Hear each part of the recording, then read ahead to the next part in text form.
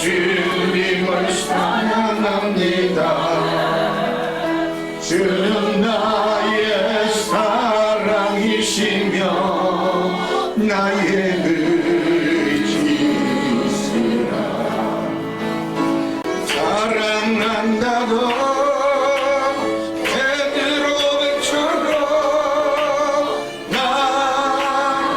예수를 사랑한다오.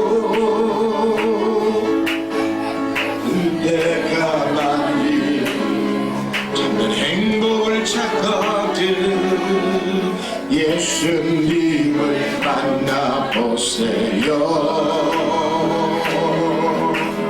그분으로 인하여 평안을 얻으며 나와 같이 고백할 거요. 나 예수가 좋다오. 나 예수가 좋다오. 주를 사랑한다도 베드로 고백처럼 나 예수를 사랑한다고. 우리 다 같이 경건한 마음으로 머리 숙여 묵도하심으로 오늘 12월 첫째 주일 성찬 예배를 주님께 드리겠습니다.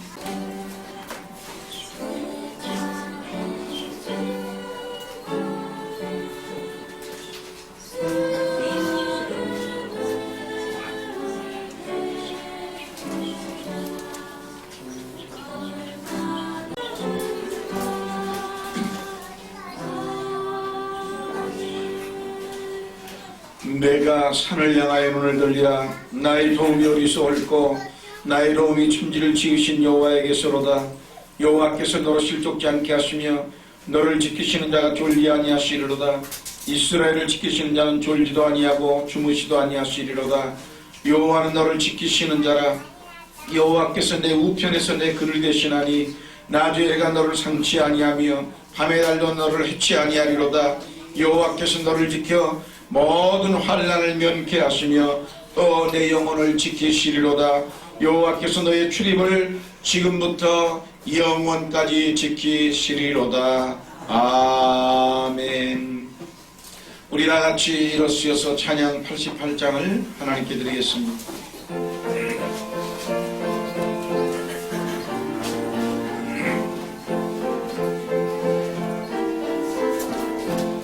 어저 예수님은 아름다워라. 산 밑에 가봐요. 빛나는 새벽별 주님 영원할 길 아주 없도다. 내 맘이 아플 적에 끈 위로 내쉬며 나 외로울 때 좋은 친구라. 주는 여산 밑에 가 빛나는 새벽별 이 땅 위에 비길 것이 없도다. 내 몸의 모든 염려 이 세상 보라가 나와 항상 같이 하여 주시고 시험을 당할 때에 악마의 해결을 즉시 물리치사 날 지키시네. 온 세상 날 버려도 주 예수 안 버려 끝까지 나를 돌아보시니. 주는 여산 밑에 가 빛나는 새벽별 이 땅 위에 비길 것이 없도다. 하나님 아버지를 내가 믿사오며 그의 아들 우리 주 예수 그리스도를 믿사오니 이는 성령으로 잉태하사 동정녀 마리아에게 나시고 본디오 빌라도의 고난을 받으사 십자가에 못 박혀 죽으시고 장사한 뒤 사흘 만에 죽은 자 가운데서 다시 살아나시며 하늘에 오르사 전능하신 하나님 우편에 앉아 계시다가 저리로서 산자와 죽은 자를 심판으로 오시리라. 성령을 믿사오며 거룩한 공예와 성도가 서로 교통하는 것과 죄를 사하여 주시는 것과 몸이 다시 사는 것과 영원히 사는 것을 믿사옵나이다. 아멘. 예수 이름으로 사랑합니다. 인사를 나누시고 앉으시기 바랍니다. 찬양 349장을 부르시겠습니다. 나 주의 도움 받고자 주 예수님께 뵙니다. 그와 걸어가시사 날 받으옵소서. 내 모습 이대로 받으옵소서. 날 위해 돌아가신 주 받으옵소서. 은죄에 빠져 영죽을 날 위해 피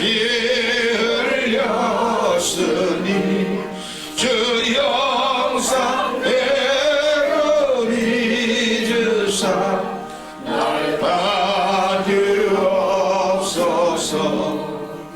내 모습 이대로 주 받으옵소서. 날 위해 돌아가신 주 날 받으옵소서. 내 모습 이대로 주 받으옵소서. 날 위해 돌아가신 주 날 받으옵소서.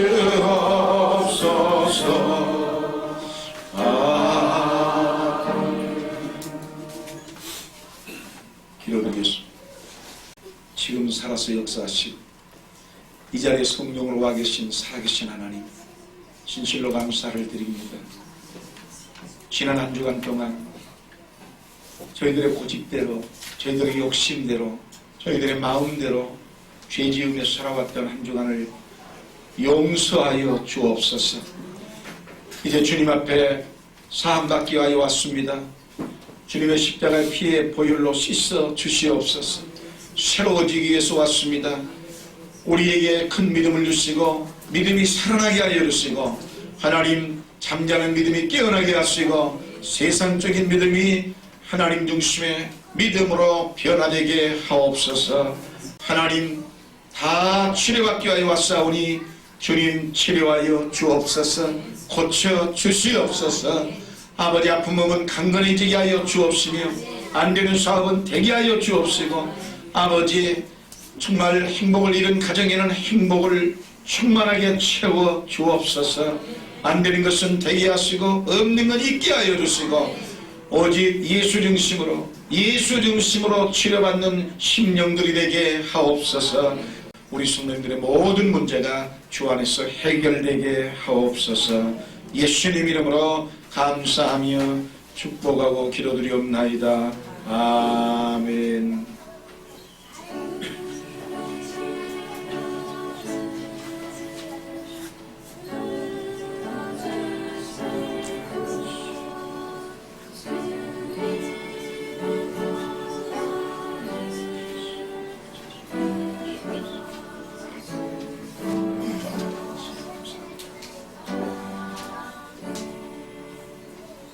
은혜 받으실 말씀은 신약성경 누가복음 1장 8절부터 16절까지 다 찾으신 줄 알고 봉독해 올리겠습니다. 마침 사가랴가 그 반열의 차례대로 제사장의 직무를 하나님 앞에 행할세 제사장의 전례를 따라 제비를 뽑아 주의 성소에 들어가 분향하고 모든 백성은 그 분향하는 시간에 밖에서 기도하더니 주의 사자가 저에게 나타나 한단 우편에 선지라. 사가랴가 보고 놀라며 무서워하니 천사가 일러가로되 사가랴여 무서워 말라. 너의 간구함이 들린지라. 내 아내 엘리사벳이 내게 아들을 낳아 주리니 그 이름을 요한이라 하라. 너도 기뻐하고 즐거워할 것이요 많은 사람도 그의 남을 기뻐하리니 이는 저가 주 앞에 큰 자가 되며 포도주나 소주를 마시지 아니하며 모태로부터 성령의 충만함을 입어 이스라엘 자손을 주 곧 저희 하나님께로 많이 돌아오게 하겠음이니라. 아멘. 성가대의 찬양이 있겠습니다.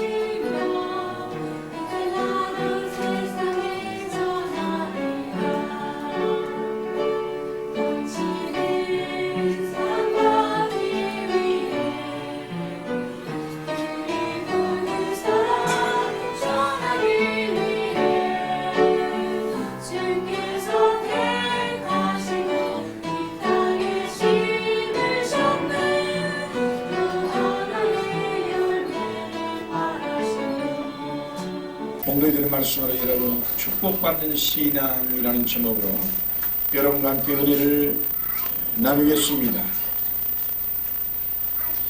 세상의 사람들은 돈 많고 권세 있고 그리고 큰 걸 가지고 있으면 굉장히 존경의 대상으로 삼습니다. 그러나 예수 믿는 사람은 존경의 대상이 다른 겁니다. 하나님을 잘 믿는 사람을 존경의 대상이 되는 겁니다. 왜냐하면 기독교는 오직 하나님의 세계이기 때문에 이 마귀의 세상과는 다른 것이거든요. 그러므로 여러분은 언제나 하나님을 잘 경외하는 사람을 정말 부러워할 줄 알아야 됩니다. 어떻게 저 사람은 예수를 믿길래 이 험한 세상에서 어떻게 저런 걸 다 물리치고 저렇게 예수를 믿을 수 있을까? 나는 아무리 그렇게 잘 믿어보려고 해도 잘 안 되는데 저 사람은 정말 참 부러운 사람이다. 이런 마음이 들어야 그 사람이 이미 축복받는 반열에 들어선 거예요. 하나님 앞에 내가 올바로 서서 복받는 사람을 부러워할 줄 알아야 됩니다. 하나님이 함께하는 사람, 정말로 받은 은혜에 감사하고 하나님께 언제나 영광 돌릴 줄 아는 사람, 하나님 앞에 자기를 한없이 낮출 줄 아는 사람, 그리고 하나님의 부름을 받은 것을 늘 감사하며 신앙생활을 잘해가지고 영적 훈련이 잘 되어 있는 사람, 예수 그리스도의 속죄의 은혜를 경홀히 여기지 아니하고 하나님 앞에 정말 목숨 바쳐 감사하며 귀하게 여기는 사람, 이런 사람은 얼마나 존경의 대상이 됩니까? 여러분 한번 생각해 보세요. 오늘날 많은 사람들이 있지만 세상에 이와 같은 믿음을 가진 사람이 그렇게 흔치 않습니다. 우리나라를 바람 앞에 등불 같은 곳에서 구원해줬던 메가더 장군은 한국군 전쟁을 승리로 이끈 뒤에 이렇게 연설을 했습니다. 한국전의 승리는 미국의 힘이 있어 이긴 것이 아닙니다. 한국이 잘 싸워 이긴 것도 아닙니다. 전적으로 하나님께서 도우셨습니다. 하나님께 영광을 돌립니다. 그리고 주기도문을 하고 연설을 마쳤습니다. 단단한 믿음의 사람, 온 세계가 다 주목하여 보는데 거기에서 당당하게 그리스도를 밝힐 수 있는 모습, 여러분은 얼마나 멋집니까? 그는 미국도 한국도 어떠한 위대함도 나타내지 아니하고 오직 하나님의 영광을 다 드러낼 수 있는 믿음의 사람임을 보였습니다. 정말 여러분이 축복을 받기를 원하신다면 오늘 이 말씀의 길을 좀 잘 지우셔야 돼요. 그리고 내 인생을 한번 고쳐봐야 돼요. 정말 여러분 팔자 고치기를 원하십니까? 그리고 인생이 뒤집어지기를 원하시나요? 하나님은요, 바꿔주기를 되게 좋아하시는 겁니다. 그리고 잘 고치시는 분이에요. 그리고 완전히 새 것으로 새롭게 만들어주시는 특징이 있습니다.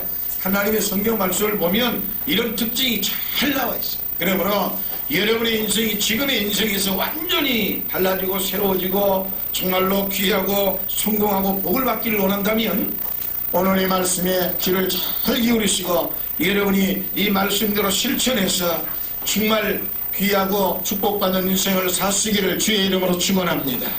대부분이 특징이라는 게 있지 않습니까? 여러분 무엇을 하면 어떤 일을 잘하는 사람은 벌써 잘하는 그 특징이 있어요. 가수가 되려면 벌써 가수다운 특징이 있는 거예요. 기질이 타고 있어요. 마찬가지로 인생도 축복받고 큰 사람이 되려면 벌써 그 특징이 있는 거예요.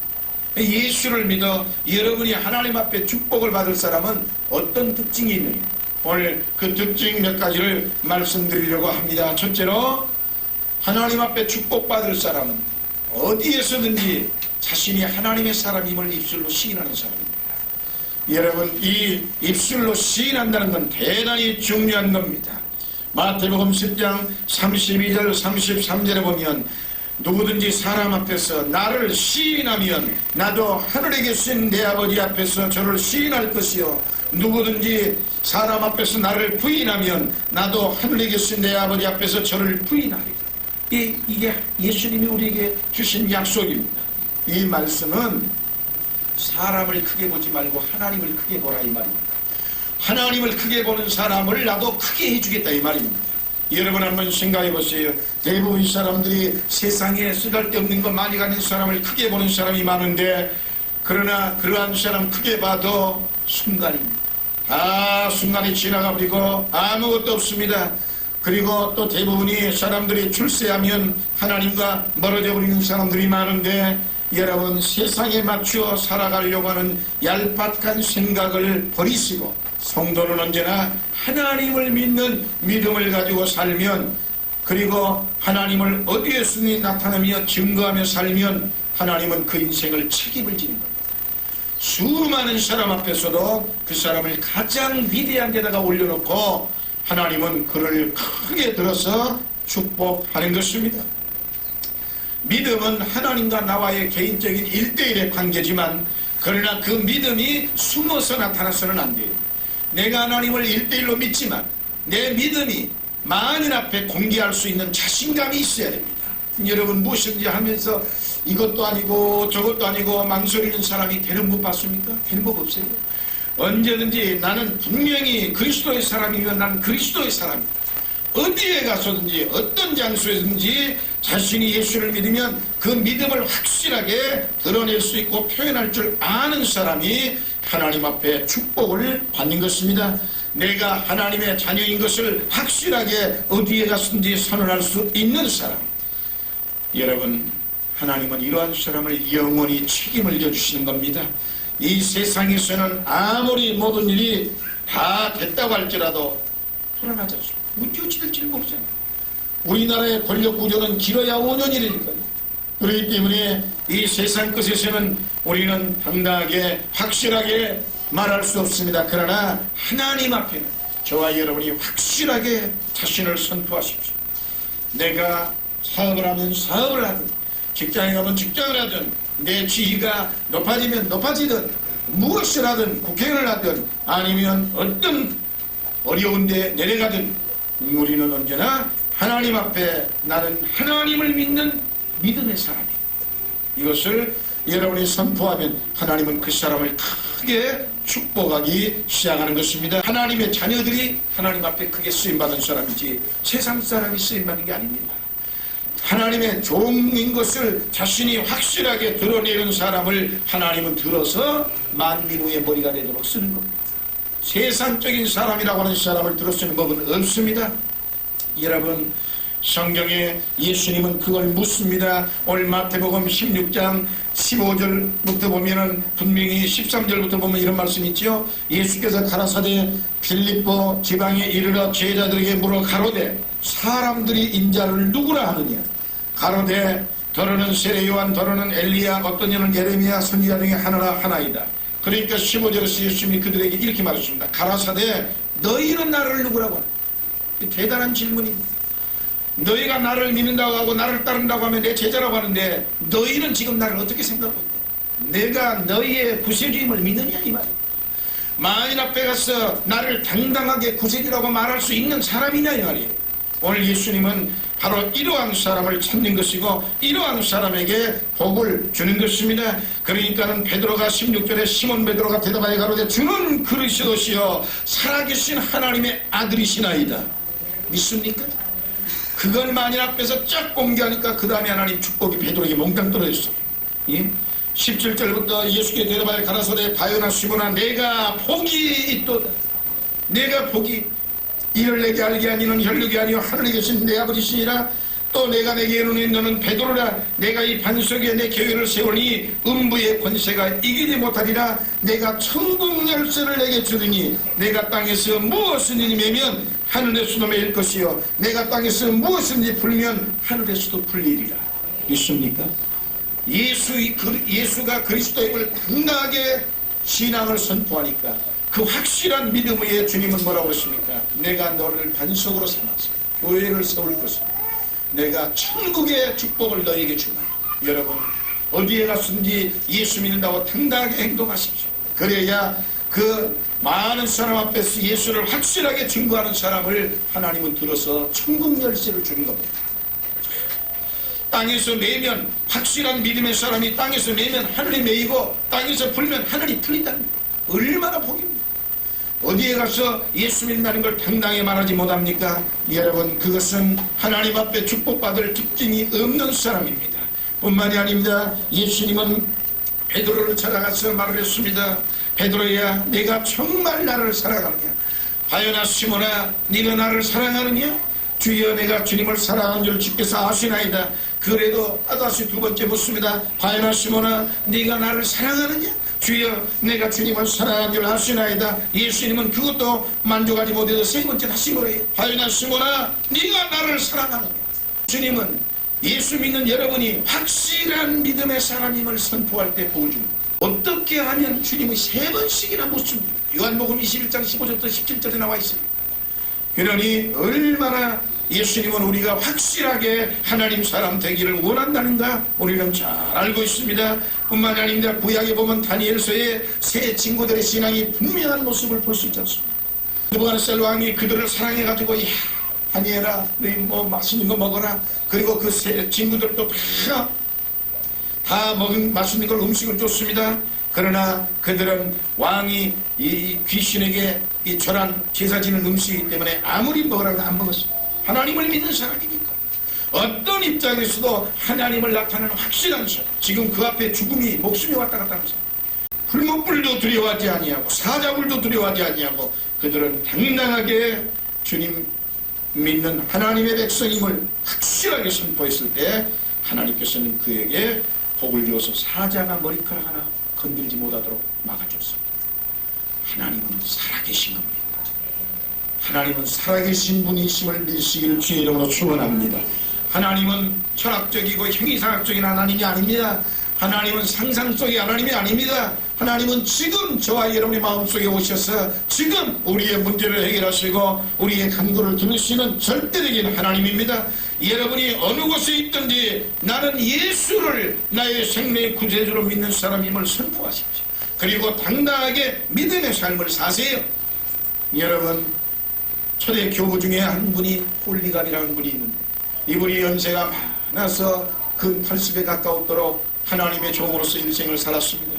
그때에 이 하나님을 반대하는 세력들이 그를 잡아다가 군인들이 붙잡아놓고 화염대를 만들어놨어요. 장작대미를 다 쌓아놓고 거기다 기름을 뿌리고 그 위에다가 나무에다가 매달아놓고 묶어놨습니다. 그리고는 배반하라고 말합니다. 네가 예수를 모른다고 한 번만 말 한마디만 해라. 그러면 내가 생명을 살려준다고 할 때 이 홀리갑 감독은 그렇게 말을 했습니다. 내 평생 한 번도 예수가 나를 배반한 적이 없는데 그리고 나를 멀리한 적이 없는데 내가 몇 년 조금 더 살자고 나를 평생 도와주고 사랑해준 그 예수를 내가 배반할 수 없다. 그 자리에서 장렬하게 장작대미에 뿌려진 기름에 의해서 불타서 죽었습니다. 여러분 예수 그리스도를 믿는 여러분은 어떤 경우에라도 믿음을 포기하지 말고 하나님 앞에 자신이 하나님의 사람임을 확실하게 나타내면 하나님은 그때부터 여러분의 생에 축복을 붓기 시작하는 겁니다. 하나님은요, 적당한 사람을 쓰지 않습니다. 여러분이 만약에 사업을 해보시든지 여러분의 자녀들이나 여러분은 어떤 일을 할 때 적당하게 하면 되는 법이 없습니다. 요한계시록 3장 16절에 내가 이같이 미지근하여 더욱지도 아니하고 차지도 아니하니 내 입에서 너를 토하여 내치리라. 예수님은, 하나님은 미지근한 사람을 절대 축복하지 않는다 이 말입니다. 여러분 인생에 정말 귀한 인생을 살고 복 있는 삶을 살려면 예수를 믿되 미지근하게 믿지 마세요. 내 생명의 주인으로 믿으세요. 분명히 신명기 30장 15, 16절에 보면 오늘날 하나님께서 내 앞에 생사화 복을 두었다고. 생사화 복을 하나님이 우리 앞에 놓고 네가 선택하는 대로 따라서 내가 너의 인생을 만들어준다고 했어요. 이게 얼마나 이게 그 16절 이하 계속 읽어가면 30절까지 읽어가면 거기는 살기 위하여 생명과 복을 택해. 여러분 그것은 하나님을 확실하게 내가 섬기는 것입니다. 어중간한 여기 와서 요리 눈치 보고 저희 가서 저리 눈치 보고 적당히 여기 가서는 예수 믿는 사람이 좋으니까 믿는다고 하고 저희 가서는 예수 믿는 사람이 불리하니까는 믿어도 모른 척하고 입 다물고 있어야지. 이게 아니에요. 한마디로 과학자 같은 인생은 하나님은 복을 주지 않는다는 것을 우리는 성경을 통해서 확실하게 알 수 있고 역사에서 분명히 먼저 간 위인들을 통해서도 확실하게 알 수 있습니다. 그러므로 여러분 어디에 가서 무엇을 하든지 어느 곳에 있든지 찬상 찬양처럼 정말 네가 어느 곳에 있든지 주만 바라볼지라고 말씀한 이 찬양처럼 저와 여러분 항상 내가 그리스도인 예수 믿는 사람, 난 당당한 예수가 나의 주인임을 선포하고 나타내시기를 주의 이름으로 축원합니다. 여러분 천사, 오늘 이 말씀에 천사가 나오는데 하나님이 부리셨던 이 천사는, 부리던 천사는 크게 두 가지가 있어요. 여러분 하나는 좋은 소식을 전하여주는 천사, 우리는 이러한 분을 가브리엘이라고 불렀습니다. 이분에는 이 성경에는 이러한 이 가브리엘 같은 천사는 가는 곳마다 축복을 했습니다. 하나님의 사람들을 축복했어요. 야곱에게도 천사가 나타나가지고 축복해줬죠. 엘리야에게도 천사가 나타나가지고 먹을 것을 이 시냇가에까지 다 로뎀나무 밑에 숨어 있을 때 다 먹이를 까마귀를 통해서 날라줬지요. 엘리사에게도 천사가 같이 해서 불병거와 불말로 성을 불러 지켜주었습니다. 여러분 성경은 창세부터 요한계시록까지 다 보면 끊임없이 천사들이 나타나서 하나님의 백성들을 보호하고 그때그때마다 살려주는 역사가 일어나는데 신약 성경에도 마찬가지입니다. 천사들이 나타나서 베드로를 감옥에서 풀어서 내보내주고 정말로 사도 바울이 배를 타고 로마로 갈 때에 천사가 나타났고 마리아에게도 천사가 나타나 예수님을 숫대한 사실을 알려주었습니다. 한마디로 항상 천사가 나타나서 예수 그리스도를 확실하게 믿는다고 선포한 사람에게는 천사들이 언제나 동행하더라는 것을 성경을 통해서 우리는 볼 수 있어요. 그렇기 때문에 여러분이 축복을 받고 하나님의 도우심을 얻으려면 하나님 앞에 내 자신이 하나님의 사람임을 확실하게 선을 그으면 천사가 따라붙기 시작합니다. 여러분 오늘 이 본문에 보면 사가랴가 나오는데 바로 이 사가랴도 정말 하나님 앞에 천사의 보호하심을 받고 역사가 일어나지 않습니까? 그런가 하면 오늘 또 나쁜 일의 심판의 도구로 쓰일 때도 천사가 나타납니다. 구약 성경에 천사가 소돔성을 불러 심판하러 가다가 아브라함이 집 앞에 지나가는 그분을 모셔드려서 대접하지 않습니다. 그래서 결국 소돔성이 다 불타버리고 나중에 다 파괴되죠. 요한계시록에도 사방에 바람을 잡고 있는 천사가 나타나는가 하면 진노의 대접을 땅에 쏟는 천사가 나타납니다. 이스라엘 백성이 애굽 땅에 있을 때에 여러분 집집마다 들어가서 장자를 죽이는 재앙이 있었죠. 이스라엘 백성들을 탈출시킬 때 모세가 가서 10가지 재앙하는데 9가지 재앙을 해도 이 마음이 안 드니까 마지막 모세가 하나님 앞에 기도하여 10번째 재앙을 내는데 장자를 죽이는 재앙 아닙니까? 그때 그 장자를 죽일 때 누가 넘어가? 천사가 집집마다 들어가서 전부 다 죽이는 거예요. 천사를 죽음의 사자로. 그런데 어디만 들어가느냐? 문 밖에 양의 피가 발라지지 않은 곳만 천사가 들어갑니다. 양의 피가 발라지면 천사가 넘어가요. 천사가 그걸 비껴가고 넘어가. 그리고 양의 피가 안 발라져 있는 집이면 무조건 들어가서 그 안에 누가 있든지 속 안에 어떤 신분이든지를 보지 않습니다. 무조건 죽어요. 성경에 보면 다 죽습니다. 겉에 문을 안 바르고 피를 안 바르고 속 안에 유대인이 있다고 해도 하나님의 백성이 있다 해도 그는 죽었어요. 그 속 안의 것을 보고 살리고 죽이는 게 아니라 문 겉에 문설 뒤에 피를 발랐느냐 안 발랐느냐를 보고 천사가 넘어가는 거죠. 아니면 들어가서 죽이는 거예요. 그러니 여러분 한번 생각해 보세요. 대단한 일 아닙니까? 문에 양의 피가 발라져 있으면 재앙이 넘어가는 겁니다. 그래서 너물절, 6월절이라고 하는 거예요. 6월절 여러분 어찌됐든 속 안에 건 상관이 없습니다. 애굽 사람인지 이방인지 유대인인지 관계는 없고 겉에 문설 뒤에 피가 발라졌느냐 안 발라졌느냐에 따라 천사가 지나가서 심판을 때리는데 우리는 이것을 확실하게 여기서 지혜를 깨달아야 됩니다. 그리고 교훈을 알아야 돼요. 내가 하나님의 백성이라는 모습을 겉으로 확실하게 나타나면 재앙이 넘어간다. 믿습니까? 여러분의 다가올 재앙이 넘어간다. 천사가 비켜가. 이 사람은 확실하게 예수 믿는 사람을 선포하고 살고 있구나. 믿음의 사람이구나. 내가 이건 건드려서는 안 되는구나. 넘어갑니다. 그래서 여러분의 믿음을 확실하게 표현하면 절망이 넘어가고 질병도 넘어가고 환난도 넘어가고 재난도 넘어가고 사고도 넘어가고 여러분의 모든 좌절도 다 비껴가고 하나님의 축복이 여러분에게 딱 나타날 줄 믿습니다. 그러므로 어중쩡한 예수 믿지 마세요. 여러분 지난 세월을 되돌아볼 때 적당히 예수를 믿는 세월이 50년이면 무슨 소용이 있습니까? 성실하고 확실하게 예수 믿는 단 1년만도 못하는 거예요. 하나님이 함께하지 않습니다. 그러므로 오늘 우리는 하나님 앞에 내 자신이 분명하게 하나님의 사람임을 여러분 나타내서 천사가 늘 곁에와 도와주시고 여러분을 축복하시고 여러분을 푸른 주랑 실만한 물가로 이끌어 가실 수 있는 귀한 역사가 일어나기를 주의 이름으로 축원합니다. 두 번째 우리가 생각해 볼 때 여러분 성전 중심으로 사는 사람이 복을 받다. 성전 중심으로 여러분 살으십시오. 하나님의 축복을 정말 받으려면 성전 중심으로 살아야 복을 받습니다. 옛날 구약시대에는요 이스라엘 백성이 이 적과 꿀이 가나안 땅을 향해 들어갈 때 300만 명을 이끌고 들어갈 때 항상 앞에 제사장들이 뭘 메고 와요? 성막을 메고 와요. 그 성막이 뭐냐? 쉽게 말하면 이동식 성전이에요. 요즘으로 말하면 이동식 성전입니다. 예, 그 성전이 그때 당시에는 다 천막처럼 이렇게 치게 돼 있었으니까 지금처럼 기술이 안 발돼 있으니까 그걸 다 말아서 다 제사장들이 메고 제일 앞뒤로 씁니다. 그러면 적과 꿀인 가나안 땅을 향해 광야를 걸어갈 때 그걸 메고 그리고는 그 뒤에 300만 대군이 쫙 12지파의 행렬을 따라서 붙는데 그래가지고 하나님의 구름 기둥이 나타나서 불길이 여기서 이제 멈춰라 여기서 며칠간 쉬어라 만약에 머물러라 그러면 제일 먼저 거기다 성전을 먼저 짓습니다. 그 성막을 딱 내려서 거기다가 성전을 짓고 성전을 딱 지으면 동서남북으로 12지파니까 3개 지파씩 딱 이렇게 집을 칩니다.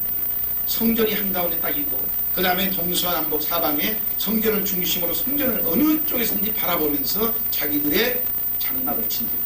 이것이 구약시대에 하나님을 섬겼던 백성들의 삶의 모습이에요. 그래서 그들은 하나님 중심으로 살아야 복을 받는 것을 알게 되는 것입니다. 여러분 하나님은요 하나님의 성전을 귀하게 여기는 사람에게 축복합니다. 성전을 귀히 여기고 가까이 하고 또 성전에서 자꾸 일하면서 쓰임을 받는 사람을 하나님은 축복을 주었다는 사실을 우리는 알아야 됩니다. 성전에서 일하는 것을 최고의 영광으로 자기 스스로가 자기를 생각할 줄 아는 사람, 하나님은 이러한 사람을 들어서 많은 일을 맡기고 자손되도록 복을 줬어요. 그러므로 우리는 성전을 귀하게 여길 줄 아는 믿음이 필요합니다. 사가랴가 성전을 섬기던 때에 오늘 여기 보니까 사가랴가 지금 성전을 섬기는데 9절에 8절에 보면 마침 사가랴가 그 반열의 차례대로 제사장의 직무를 하나님 앞에 행한다 그렇게 말했어요. 반열의 차례대로 정해진 순서대로 그러나 거기서 제비를 뽑았다고 그랬지요. 제비를 뽑아 주의 성소에 들어가 분향하고 그랬습니다. 이 말이 뭔가를 우리는 잘 알아야 됩니다. 얼마나 소중한가를 우리는 이 말씀을 통해 깨달아야 돼요. 이 사가라가 제사장 중에 한 사람입니다.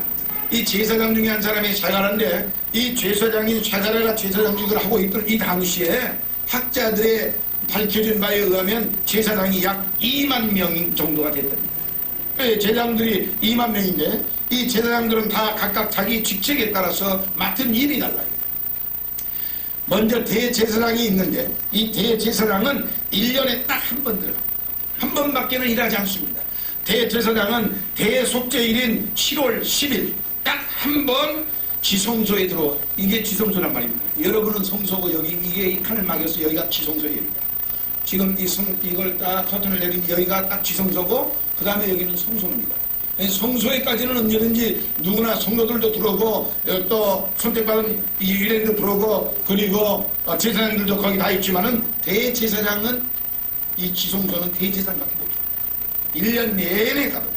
그렇기 때문에 이 지성소는 1년에 한 번 딱 대제사장이 들어오는데 모든 백성이 죄를 범했을 때 그 죄를 한 번에 용서해 주는 날을 대속죄일이라고 하는데 그 대속죄일이 7월 10일.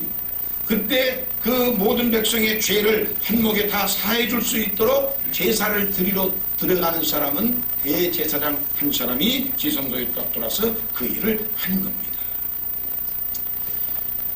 그렇지만 이분은 이 1년의 모든 일을 이날 하루로 다 모든 일을 끝내지만 최고로 영광된 직분의 자리예요. 그래서 모든 제사장들의 추앙의 대상이 됩니다. 반면에 제사장들은 매일같이 들어가요. 하루도 빠짐없이 매일같이 와서 성소에 들어가서 향을 피우고 등잔불을 켜고 진설병을 갈아놓고, 진설병이란 먹는 떡입니다. 제사장이 먹는 떡이에요. 제사장이 먹는 떡. 대제사장이 먹는 떡.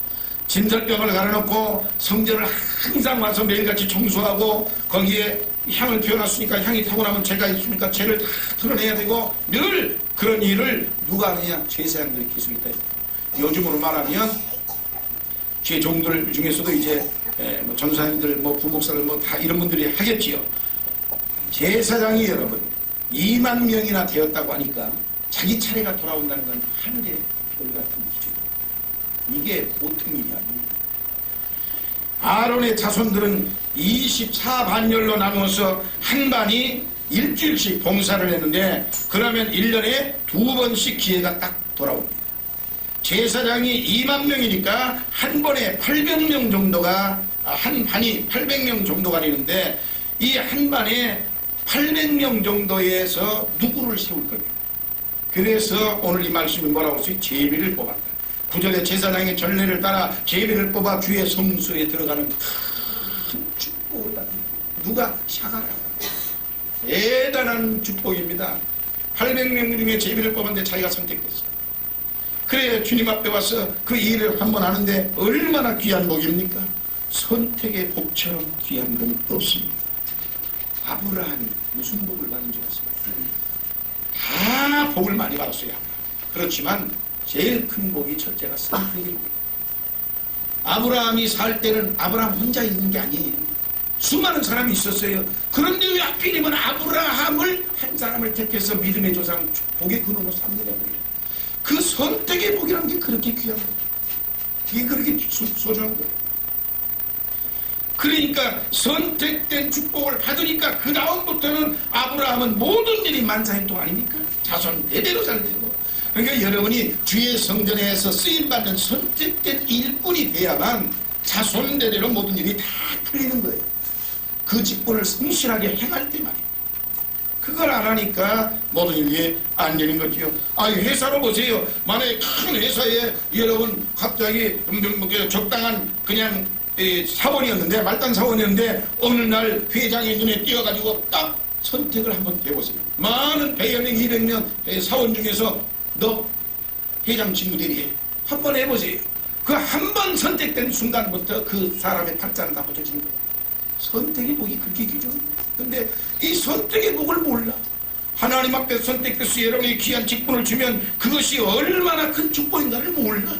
그리고는 그런 하나님 성전에 와서 일하러 가면 그 일을 안 하려고 해요. 아이고 귀찮게 그 시간에 난 늘어지게 자야 되고 만나러 가야 되고 뭐 해야 되고 아이고. 그러니 주의 종인 저는 그 진리를 알기 때문에 축복을 드려요. 거기 있는 기회를 줘도 안 한다는데요. 뭐 하나님이 축복을 가져와도 안 받아요. 문 딱 끌어잡는 사람한테 하나님이 복을 애걸복걸하고 줄 이유가 없습니다. 다시 돌려서 받으려고 문을 활짝 열은 사람한테 주는 거예요. 그게 하나님의 법칙. 이걸 너무 그러므로 여러분 우리는 알아야 됩니다. 그러니 800명이 다 들어갈 수 없고 한 번에 한 4명 정도밖에는 못 들어가겠는데 그 4명을 어떻게 뽑느냐고요. 최소한도 200대 800명 잡아서 제비 뽑아서 당첨됐으니 대단한 거죠. 요즘 뭐 몇 억 하면서 수십억 복권 당첨 마치 그런 걸 비교하면 안 되지만 그런 천박한거 비교할 수는 없지만 논리가 그렇다. 여러분 수많은 사람의 하나 복권을 샀는데 50억하고 60억 당첨됐다. 이게 보통 일이냐고요. 논리가 그렇다는 거지 축복을 받는 거예요. 그러므로 여러분 지금 여러분이 이 교회에 와서 예배를 드리는 건 65억 정도의 인구 중에 하나 선택된 사람 아무나 되는 게 아니에요. 축복받은 사람입니다. 여러분 믿으시기를 주의 이름으로 축원합니다. 그러므로 어디에 갔든지 시인하시기 나는 하나님 앞에 선택된 사람 하나님이 천사를 보내 나와 동행하며 나를 지켜주는 사람이다. 나는 어디를 가든지 복받는 사람이고 전지전능하신 무소부재한 하나님이 내 아버지 그리고 나는 부족하며 그가 나를 푼주랑 실망 불가로 인도하시는 하나님 감히 누가 나와 싸워 이길 수 있는가. 적어도 나는 하나님의 사람이니 악한 원수마귀와 나는 싸워 이긴다고 당당하게 여러분을 시인하면서 하나님을 거룩하게 섬기고 그리고 기쁘게 봉사하시기를 주의 이름으로 축원합니다. 사가랴는 많은 사람 가운데 특별히 뽑힌 사람 아닙니까? 그래 하나님의 성전을 정말 즐겁게 생겼습니다. 1절에 사가랴 보고 놀라고 무서워하니 13절에 천사가 일러 가로되 사가랴야 무서워 말라 너의 간구함이 들린지라 내 아내 엘리사벳이 내게 아들을 낳아주리니 그 이름을 요한이라 하라. 야, 하나님을 성전 가운데서 하나님의 확실한 사람으로 직분을 거룩하게 감당했던 사람에게는 못 낳은 자식도 낳는 기적 중의 기적 축복을 주는 겁니다. 여러분 성전에서 향을 피우는 자의 예배를 하나님께서 받아주신다는 사실을 믿으셔야 됩니다. 우리도 오늘날 우리의 모든 예배가 사가랴의 피운 향처럼 하나님께 상달되기를 바랍니다.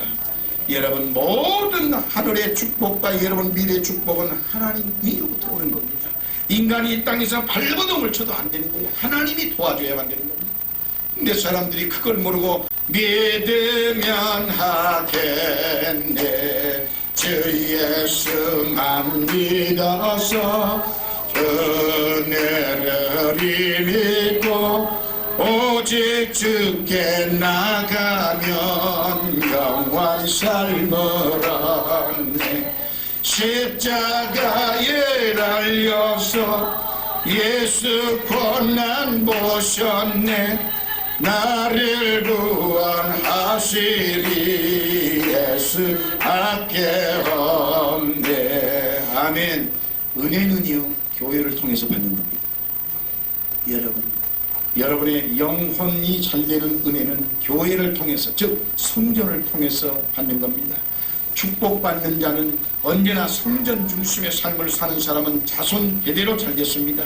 그러므로 여러분 하나님 중심에 살아보십시오. 별처럼 하나님은 높여준다고 성경에 분명히 기록하고 있습니다. 그 하나님의 성전이 무너지면 다 사라지는 겁니다. 하나님의 집을 멀리하면요 바람이 이리저리 밀려다니는 허무한 생애가 된다는 사실을 오늘 알아야 되고 부평초와 같은 인생이 되는 겁니다. 영원히 사는 길은 하나님 앞에 나와서 예배를 열심히 드려 하나님 말씀으로 은혜를 받는 길이 사는 길이고 하나님 만나서 우리의 영이 소생하고 사는 것입니다. 그러므로 영적인 생명은 성전을 떠나서 살 수가 없습니다. 하나님과 관계가 끊어진 생명은 죽은 생명임을 깨닫고 가치 없는 생명임을 확실히 알아야 됩니다. 하나님을 떠난 영혼은 죽은 영혼이에요. 여러분 정말로 여러분 인생의 축복을 받아 잘되기를 원합니까? 하나님을 만나세요. 성전을 통해서 중심으로 사세요. 하나님 앞에 예배 생활을 성실하게 여기고 하나님 말씀을 들어 여러분이 사시면 하나님은 복을 약속합니다. 시편 132편 13절부터 16절에 이렇게 약속하고 있습니다. 여호와께서 시온을 택하시고 자기 거처를 삼고자 하여 이르시기를 이는 나의 영원히 쉴 곳이라. 내가 여기 거할 것은 이를 원하였음이로다. 내가 이 성의 식료품에 풍족히 복을 주고 양식으로 그 빈민을 만족케 하리로다. 내가 그 제사장들에게 구원으로의 비리니 그 성도들은 즐거움으로 외치리로다. 아멘. 여기에 시온에 그게 바로 성전이에요. 하나님은 성전에 거하시고 성전을 중심으로 사는 사람들에게 생활에 물질에 필요한 것 다 주고 그들은 즐거우게 넉넉하게 산다고 오늘 말씀하고 있지 않습니까? 그렇습니다. 하나님은 성전을 통해서 복을 주시고 은혜를 준다는 사실을 알아야 됩니다. 여러분 시편 1편 3절에 저는 시냇가에 심은 나무가 시절을 쫓아 과실을 맺으며 그 잎사귀가 마르지 아니함 같으니 그 행사가 다 형통하리로다. 하나님 중심으로 성전 중심으로 사는 사람의 인생은 이렇게 귀한 인생을 준다고 약속하고 있습니다. 여러분 그러므로 우리는 언제나 기뻐하고 감사하면서 교회 생활을 잘 해야 됩니다. 여러분 1년 동안 맡겨준 직분을 너무 소홀히 여겼다면 그것은 정말 하나님 앞에 축복을 팽개쳐버린 어리석은 사람에 불과한 겁니다. 그러므로 하늘나라의 직분을 맡아가지고 1년 아니라 10년 평생 정말 성실하게 성전 중심으로 일하려고 노력했습니다. 아무나 선택되는 게 아니 선택받아서 그 일을 성실하게 하면 그때부터 자손대들의 복은 이미 열리는 거예요.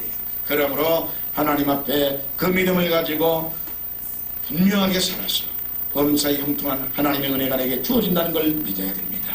여러분 하나님의 성전은 풍성한 은혜가 있어서 여러분을 영육의 강건한 생애를 살도록 만들어주시는 분이 하나님의 성전인 겁니다. 그러므로 여러분이 한 교회에 뿌리를 내릴 줄 아는 지혜를 얻으세요. 그 교회를 사랑하고 그 교회에 충성하고 그 교회를 가까이 하는 지혜를 얻으세요. 한 교회의 마음을 정하지 못하고 특별한 교회가 어디 없는가, 더 이상한 것이 어디 없는가 하고 아주 해괴망측한 소리만 들으려고 특별한 것 찾는 사람치고 그 영혼이 죽습니다.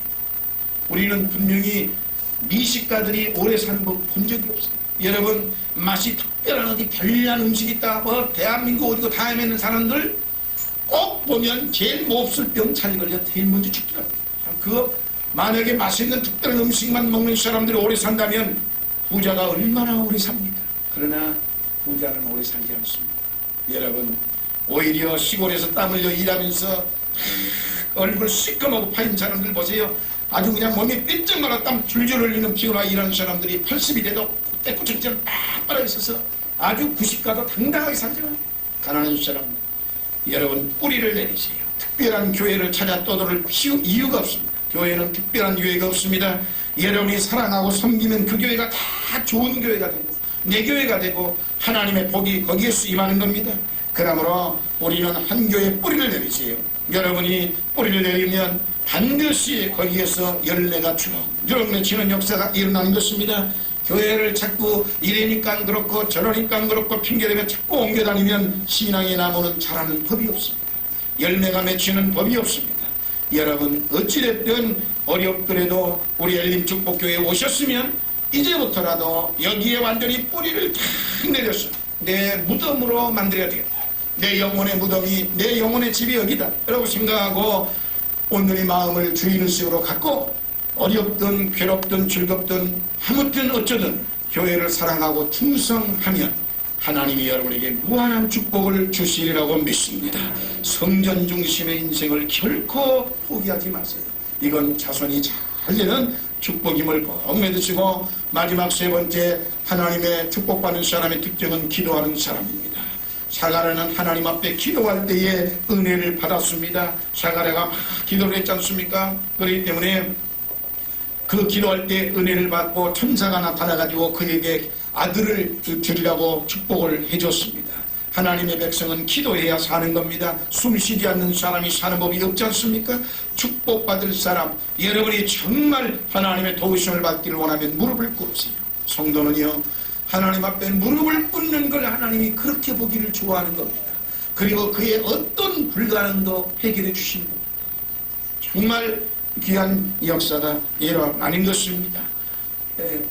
이 말을 해야 되는지 안 해야 되는지 모르겠네요. 어제 저 홍유한 입사는 토요일인데 교회에 왔더라고요. 10시쯤 됐나요? 우리가 항상 직원 예배를 드리거든요. 9시 반부터 10시 사이에 직원 예배를 드리는데 오늘 기도하려고 그래? 그래가지고 뭐 저기 동생 뭐 작품 판사가 아주 깐깐하고 막 조금만 그러더라고요. 그래 기도하다가 아마 전도사님하고 약속하고 왔나 봐요. 그래 우리 직원 예배 드리면서 같이 기도했습니다. 그런데 그 기도가 끝나고 나니까 뭐 전화를 받더만 밖에 나가서 그리고 판사 엄마가 쓰러졌다. 어쩌다 그래서 월요일날 뭐 연기가 됐다. 그것이 하나님의 역사. 그게 하나님의 역사예요. 하나님의 순간의 기도를 해서 쓰러지는 거. 저는 그 순간에 지금 결단 내리고 못 내리게 만들어 놓는 것도 하나님의 역사. 그래가지고 그렇게 쓰러져야 사람이 완악한 마음이 부드러워지는 거예요. 자기에게 절망이 오면 부드러워질 수밖에 없는 거예요. 그게.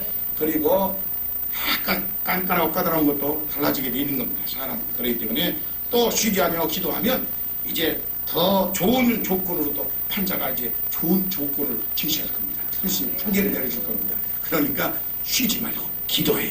기도하면 산이 들려 바다에 던져지는 역사가 됩니다. 이게 불가능이 가능해낸다는 얘기입니다. 기도하면 심령이 깨끗해지는 겁니다. 하나님 앞에 깨끗하게 쓰임받기 위해서 우리는 기도해야 되고, 기도하면 여러분 치료를 하기 시작합니다. 안 되는 것도 되게 만들고 없는 것도 있게 하고, 그리고 하나님의 기적이 일어나기 시작합니다. 그 다음에 또 기도하면 그것은 나를 다스릴 수 있는 능력이 생겨나는 거예요. 기도해야 자기와의 싸움에서 이기는 거예요. 이 세상에서 이 탈무드에 나오는 네 가지의 가장 강자 중에 한 사람이 자기를 이기는 자가 세상에 제일 강하다. 그런 말이 나와요.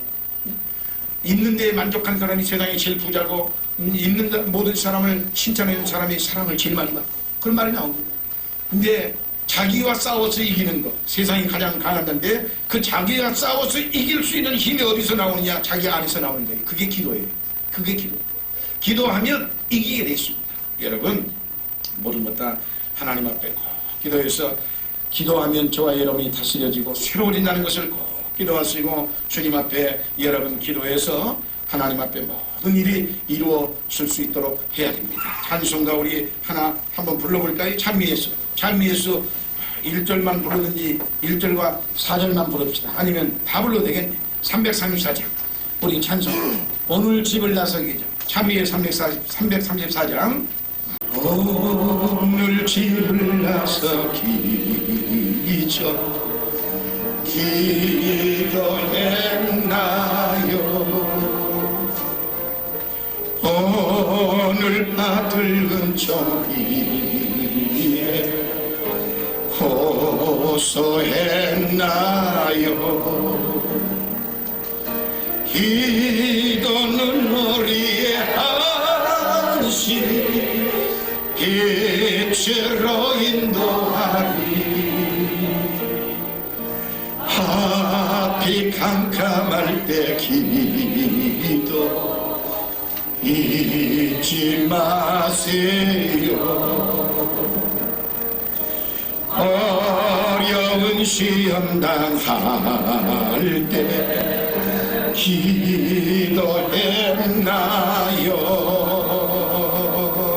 주가 함께 당하시며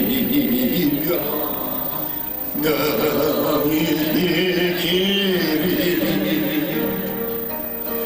기도는 우리의 안식 빛으로 인도하리.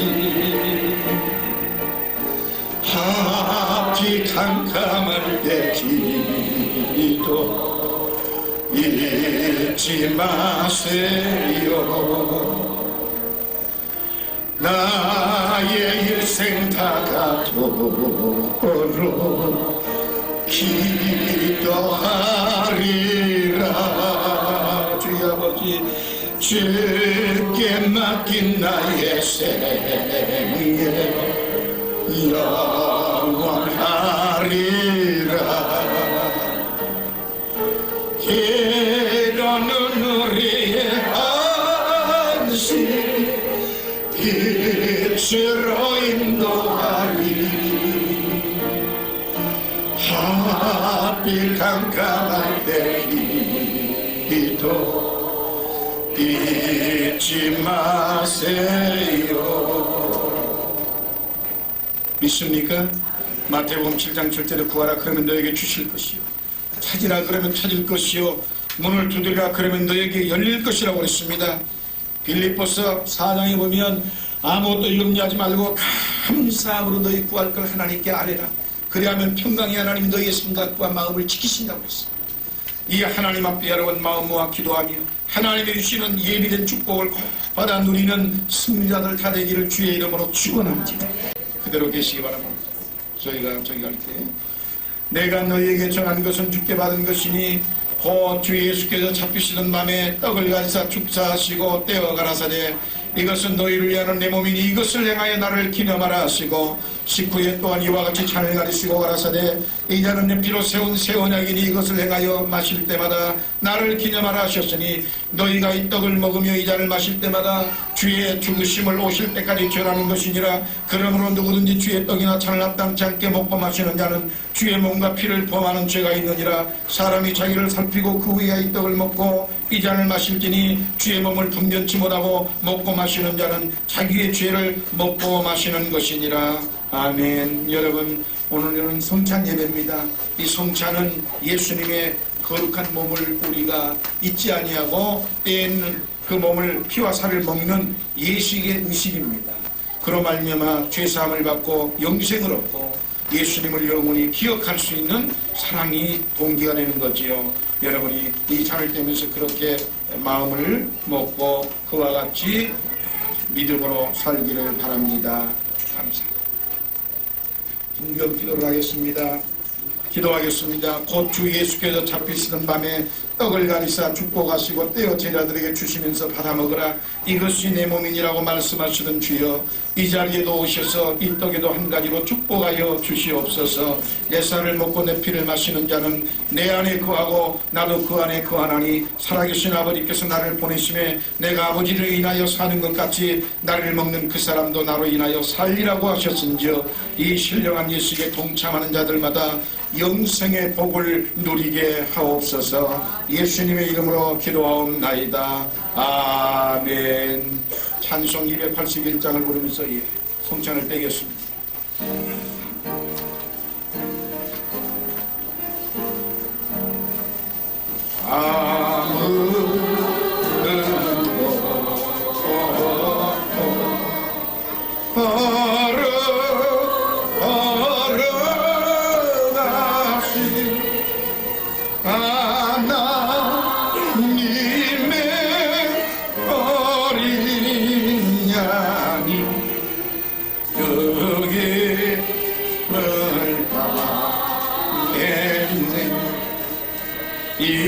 이는 나를 위하여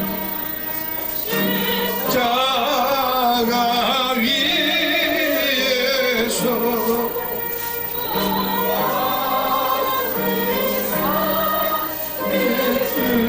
흘리신 주님의 몸일세 나를 위하여 감보를 받으사 주가 친히 되시느니 주의 보혈일세. 아멘. 예, 분잔을 떼겠습니다.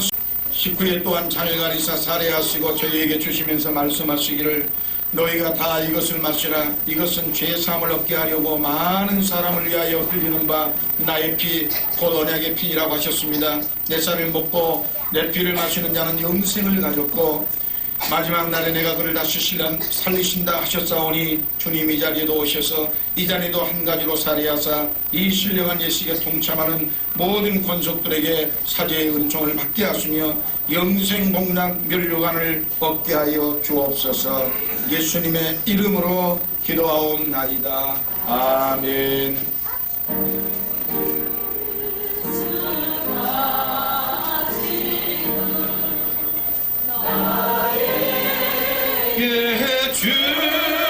주시는 영생하는 양식이여 마시는 자 인생 이 사모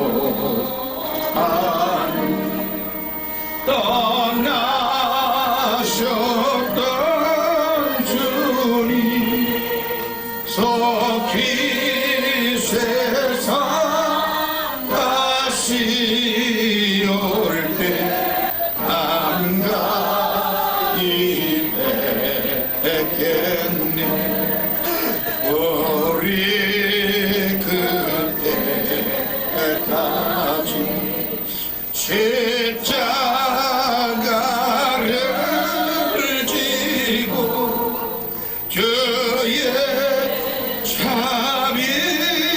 자비함과 은혜 널리 전하세. 아멘. 기도드렸습니다. 사랑문에 많으신 아버지, 우리의 귀한 생명의 말씀을 우리에게 주시니 감사합니다. 이 말씀이 우리의 마음속에 양약이 되어서 우리의 골수를 찔러 쪼개고 우리의 심령이 정결해지며 우리의 삶이 새로워지고 아버지 우리의 모든 미래가 환히 밝아지는 승리자들 되게 하옵소서. 하나님, 또한 오늘 주님 앞에 올 때 빈손 들고 오지 아니하고 귀하님을 정성껏 준비하여 왔습니다. 아버지, 저들의 정성과 그 사랑하는 마음을 보시고 자손 대대로 하나님의 귀한 축복이 넘치게 하옵소서. 예수님 이름으로 감사하며 기도드리옵나이다. 아멘. 찬송 344장을 부르시면서 예비한 예물을 드리겠습니다.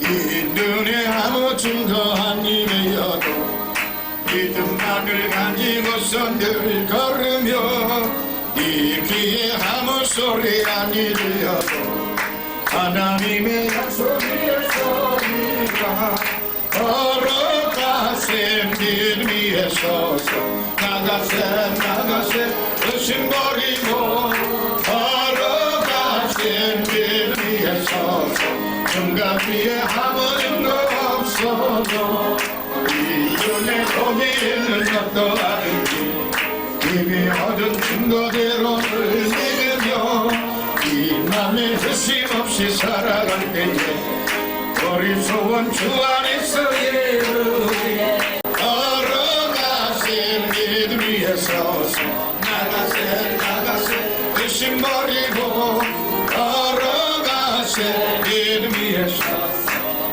위에 아무 증거 없어도. 아멘. 예물에 기도하겠습니다. 모든 예물마다 하나님 일일이 기억하셔서 주님이 약속하신 말씀대로 저들의 생애에 변화가 일어나게 하시고 기적이 넘쳐나게 하시고 하나님의 큰 축복이 임하게 하옵소서.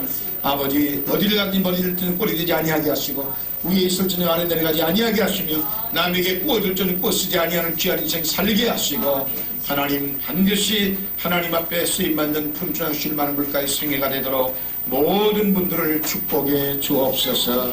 예수님 이름으로 드리옵나이다. 아멘.